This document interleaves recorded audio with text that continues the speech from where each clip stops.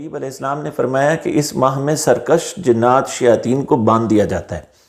لیکن اس کے باوجود دیکھتے ہیں لوگ اس میں اسی طرح گناہ کرتے رہتے ہیں، اسی طرح حرام کاری میں مبتلا رہتے ہیں، وہی چغلی غیبت ہے، وہی فلمیں ڈرامے ہیں، وہی جو ہے لوگوں کا مال لوٹنا ہے۔ بلکہ بہت سے مسلمان ہم نے دیکھا ہے کہ ہمارے معاشرے کے اندر اس ماہ کے اندر ناپ تول میں کمی بیشی زیادہ ہو جاتی ہے، قیمتوں کا چڑھاؤ زیادہ ہو جاتا ہے، چیزوں کو مہنگا کر کے بیچا جاتا ہے، مصنوعی شارٹیج پیدا کر دی جاتی ہے۔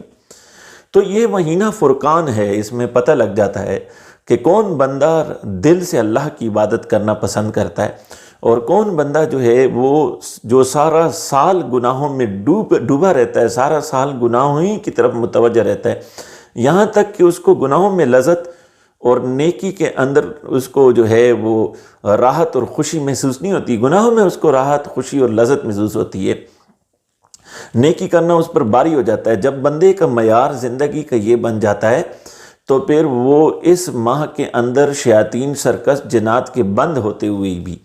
گناہوں سے منع نہیں ہوتا، نیکی کی طرف اس کا رجحان نہیں ہوتا۔ اللہ کے حبیب علیہ السلام فرماتے ہیں ایسے لوگوں کی مثال ایسی ہی ہے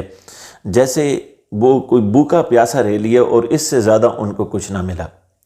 بھوکا پیاسا رہے ضرور، لیکن بھوک پیاس سے زیادہ ایسے لوگوں کو کچھ نصیب نہیں ہوتا۔ تو یہ فرقان ہے